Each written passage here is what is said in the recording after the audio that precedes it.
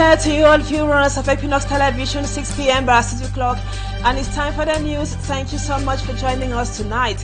Our major stories this evening: the war in the northwest and the southwest regions of Cameroon. Analysts here will have drastic, lasting psychological consequences and trauma on school children.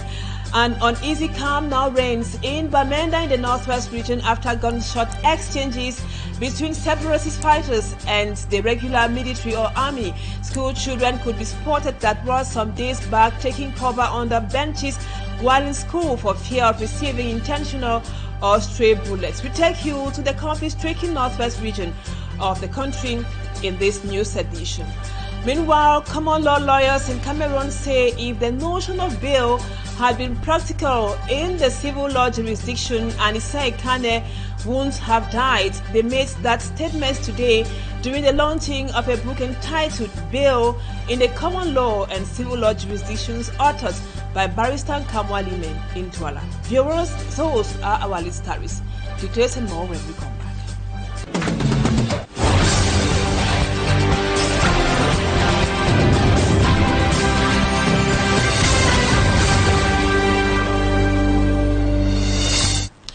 Welcome back, viewers. Thank you so much for always being with us.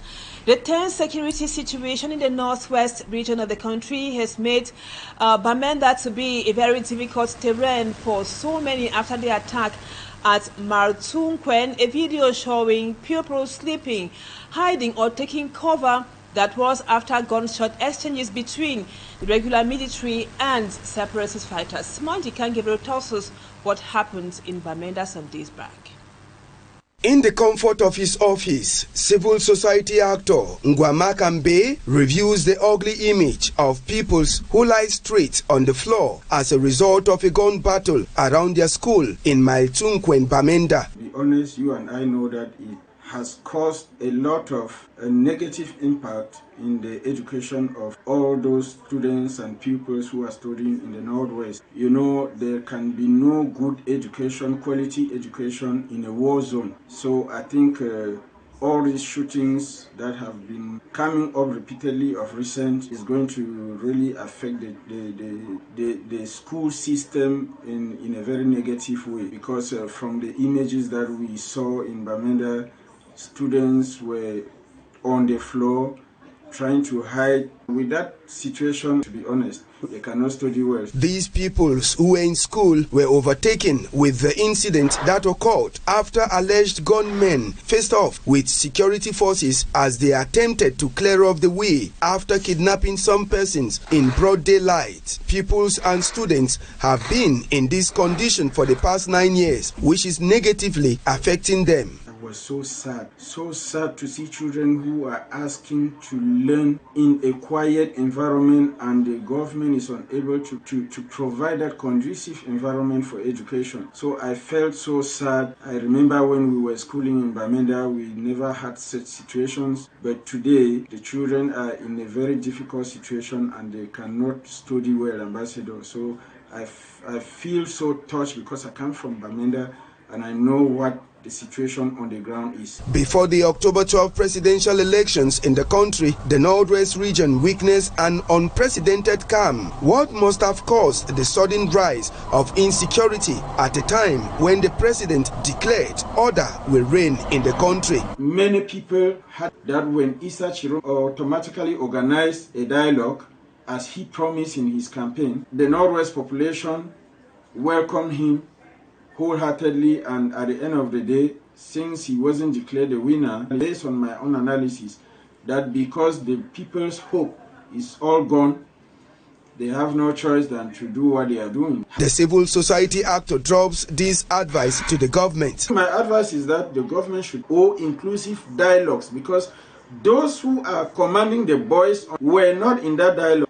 When there is war, you have multiple dialogues. You have mediators coming in. At least 30 students of government bilingual high school Bayele also collapsed as a result of the gun battle and were rushed to the hospital. The checkpoint on the Megangan-Gaundere Road has been dismantled and activity suspended or disrupted by the Senior Divisional Officer of Mbere. Mbere is the subdivision in Gaundere. Until further notice, this is following the protest staged by truck drivers to express their anger over what they described as frequent abuse from security forces after a gendarme officer reportedly slapped a truck driver. That was earlier this week. Mala Glory with details. The Senior Divisional Officer of Mbere Division, Ribwem Amongamli Florent, in Meganga, the Adamawa region, has suspended activities at the Meganga Control Post. In a viral video circulating on social media, the Senior Divisional Officer instructed that each truck driver must provide their telephone numbers so they can connect with the authorities and report any corruption case as well as road-related issues. The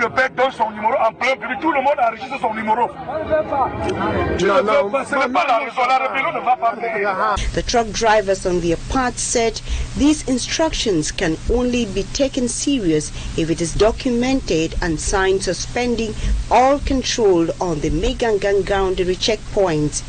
This follows an incident that occurred on the National Road number 1 on Wednesday after a gendarme officer reportedly slapped a truck driver for not presenting his identification documents, in an act which was seen humiliating and unacceptable by transporters, who immediately reacted by barricading the road to denounce what they qualify as repeated abuse from the authorities. Nous recevons trop de tracasseries au bord de la route. Monsieur le préfet, la doléance des chauffeurs n'a pas commencé aujourd'hui. Ça ne finit pas aujourd'hui. Nous n'allons pas mettre point. The protest by the truck drivers completely paralyzed circulation along the Gaundere-Meganga road, leaving transporters and road users all stranded for several hours. At the time of this report, vehicles are still stopped in the town of Meganga due to the incident. A dramatic rescue operation has ended with the safe return of a 7-year-old girl child who was kidnapped on her way to school in Fumban. We are in the west region of the country. The kidnappers had demanded the sum of 2.5 million francs as ransom. Immaculate Fogwe reports. The 7-year-old girl has been through a lot. She was taken by her abductors to a remote bush about 20 kilometers from Fumban, Nous division, the West region, where she spent several nights in a hut. Her parents received a ransom demand of 2.5 million francs CFA, with the kidnappers threatening to harm her if payment wasn't done on time. After being informed, the police swung into action, launching an intensive investigation that led to the girl's rescue. Les ravisseurs demandaient la somme de. According to Police Commissioner Nkake Bikombo, head of the Anti-Crime Brigade, the kidnappers demanded 2.5 million francs CFA for her release, telling the parents she was in the northwest region. They threatened to harm the child if the ransom wasn't paid before November 21st. The state prosecutor at the Fumban court, Francis Ngolonko, announced severe penalties for the kidnappers, including life imprisonment, given the girl's young age and the ransom demanded. The authorities are taking this seriously, and they are urging citizens to trust the police and report any suspicious activity. Cases of kidnapping for ransom have become rampant in some parts of the West region, causing fear and insecurity among residents. The authorities are working to combat this rising trend. Thank you, Immaculate. In response to growing concerns over the radicalism of municipal police officers in several major cities across the country, trainees from 7 councils have converged on the Mutengene Police School for a 3-month intensive program designed by NASLA, aiming to transform their approach and improve service delivery in communities across the national territory. Rex Afon tells us more from Buea.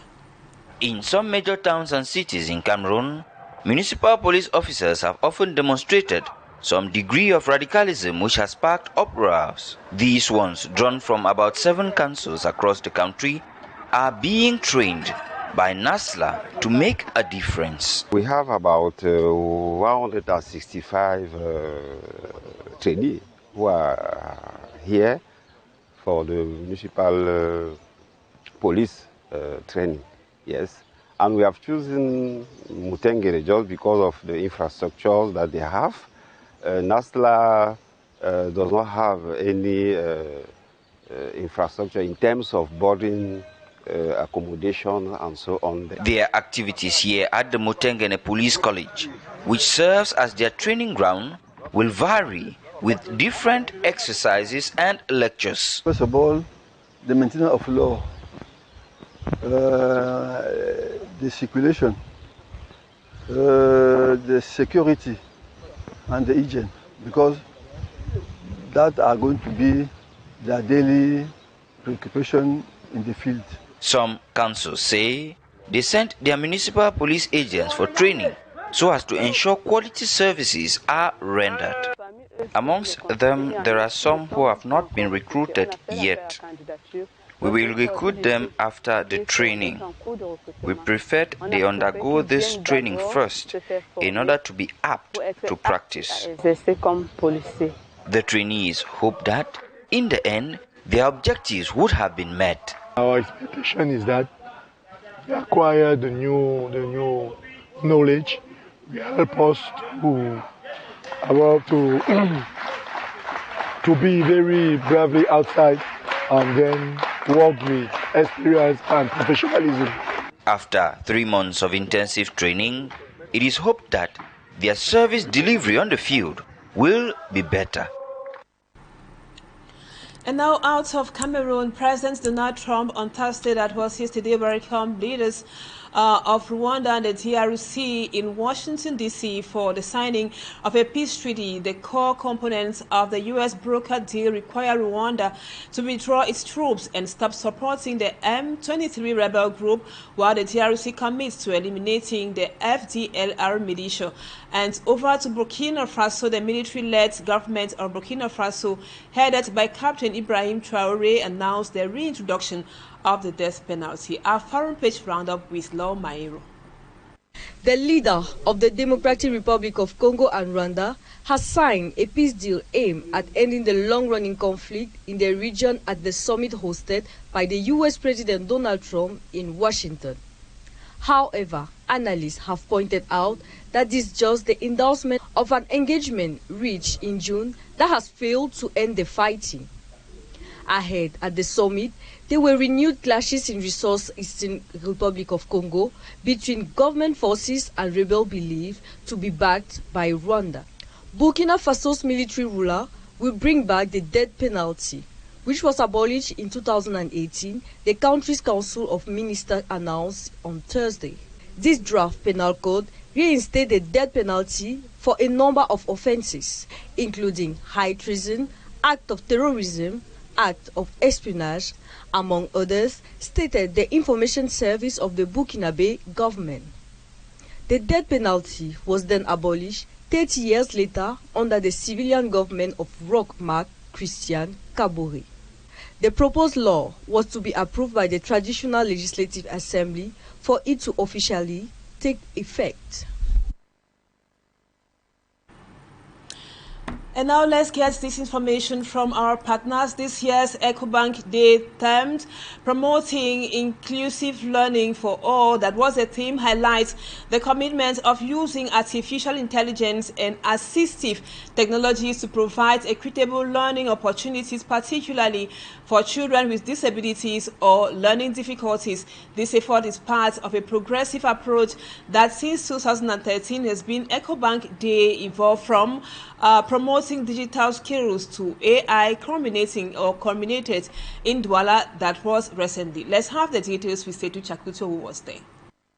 Ecobank Cameroon has once again reaffirmed its commitment to inclusive education by championing digital learning for children with disabilities as part of activities marking its Ecobank Day 2025.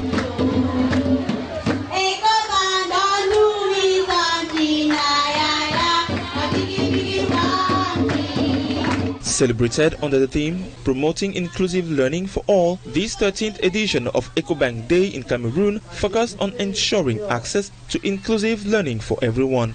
This reflects their vision on leveraging artificial intelligence and assistive technologies to provide children with disabilities or learning difficulties equitable access to quality education. Too often, children with disabilities or learning difficulties are left behind, not because they lack potential, but because our world hasn't already adapted to their needs. This year, we are changing that. We are making sure that no child is left behind simply because they learn differently.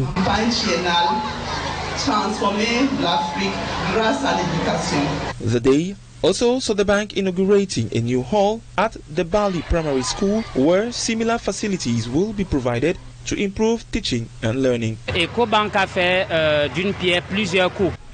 has done a lot for us because, as I said earlier, in the field of digitalization, the computer equipment will allow us to be more concrete in our teaching, particularly regarding ICT subjects. Les disciplines de TIC. We received educational materials for children with special educational needs. This will really help us. For the parents, it is a day to always remember. I truly appreciate what Ecobank has done for this school, especially for those children because they are truly in need. These computers can really contribute to their education. The government, represented by the Secretary General at the Littoral Governor's Office, welcomed this initiative, noting that this computer equipment and the renovation of this classroom represents a real opportunity for the students' future. This day permitted us to hand over a fully equipped room with computer equipment and other tools for students with special needs. Et d'autres outils pour les élèves à besoin. Therefore, we take this opportunity to thank the top management of Ecobank Cameroon, who this year thought of the inclusive public school here in Bali, where we find students with special needs. Public inclusive de Bali, où nous trouvons des élèves qui ont un besoin spécifique, et je pense que Ecobank. I think Ecobank has come to the help of these students, and we hope that the students will use these tools wisely. De cette école, les enseignants et les élèves eux-mêmes prendront toutes les dispositions pour faire fonctionner ce matériel. Since its launching in 2013, Ecobank Day has initiated crucial interventions and supported various causes across different segments of the society, thus marking the culmination of its strategic campaigns aimed at transforming Africa through education. With those beautiful images there from Ecobank, we put a cap to the first part of the news. Let's now move on to Talking Point.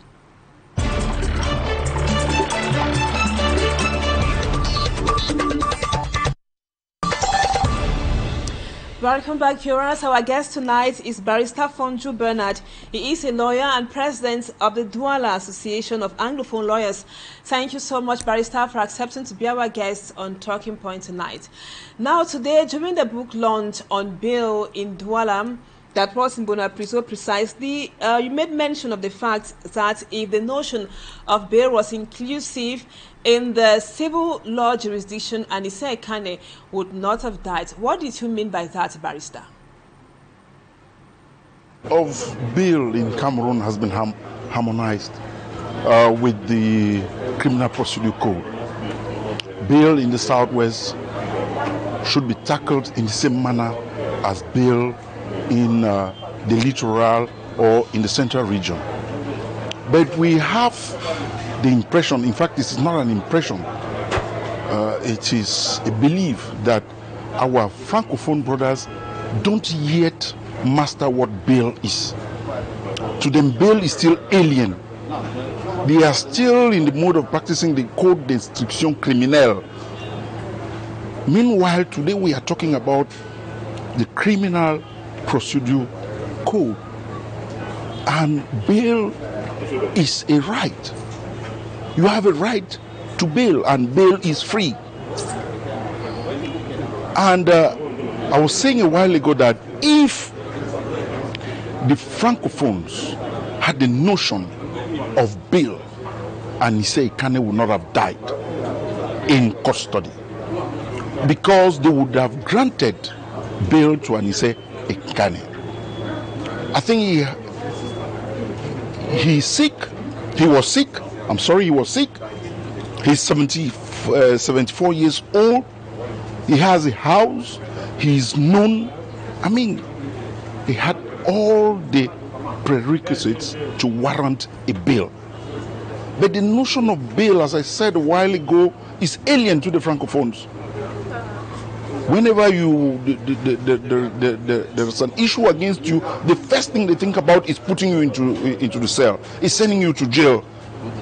And 5 years afterwards, they come to realize that there were no charges against you and you are discharged and acquitted. Meanwhile, you would have spent 5 years in prison. The notion of bail should be introduced in the mindset of the Francophones, in the mindset of the magistrates, the Francophone magistrates. I'm insisting on it, on the mindset of the investigators. It should not be something alien to them. Now, Barrister, are there any legal adjustments which could be made to ensure that the law in the civil law jurisdiction can be more humane? Adjustments that we are supposed to make is, changing the mindset, training, constant training, seminars, and buying books like the book that we have in the market, the book of written by Dr. Barrister Limen, that explains the hurdles we have in obtaining bail, those of us Anglophones who are practicing in the Francophone zones. You get the point? It is constant training. That is why, Madam, we have the prisons here in Douala overcrowded. If every justification, whenever somebody is remanded in custody, he has to go to prison, why would you not have the prisons centers crowded? Not crowded, but overcrowded. You get the point? That's it. Barrister, now can you explain concretely some reasons why bail is a must and some of the advantages it has? The advantage of the bail is that if you are granted bail, set aside certain crimes that you cannot obtain bail. But if you are arrested by a police officer or, I don't know, a gendarme officer, you can, before that person, seek bail and tell him that you have enough guarantee to make him know that you are not going to run away from the case that is before him. You get the point. You have a house, you are married, you are working somewhere, you produce you produce your marriage certificate, you have kids, you have a home. You get the point. Those are guarantees, those are assurances that if you are put on bail, because mind you, bail does not mean that you have won the case. Bail does not mean that you will not come to court. In fact, bail means that on every single occasion that the police officer or the state council or the examining magistrate will call you to appear, you shall come without any constraints. You get the point? Until the court declares you discharged and acquitted or you are condemned.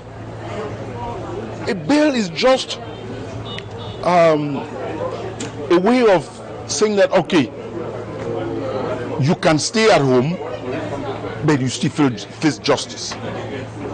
You can stay at home, but you still face justice. You come to court and without prejudice to what you have committed, the crime you have committed, you will be judged and fair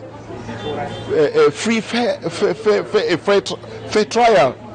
Bail does not mean that you have won the case or you have been discharged and acquitted. No.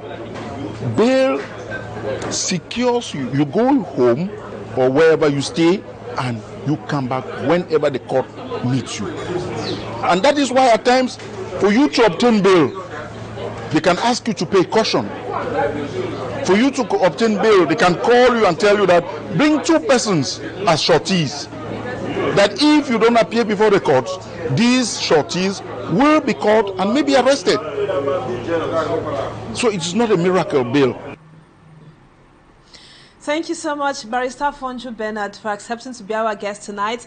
Just to remind our viewers once again that you are the president of the Douala Anglophone Lawyers Association and hope to have you some other time, Barrister. Viewers, that was what we put together for you this evening on the news in the English language. Thank you so much for always being there. Our programs continue this today. Equinoxe comes up at 7 p.m. and the news in the French language comes up at 8 p.m. Have a blessed weekend in the company of programs on Equinoxe Television. Bye-bye for now and see you again on Monday, God willing.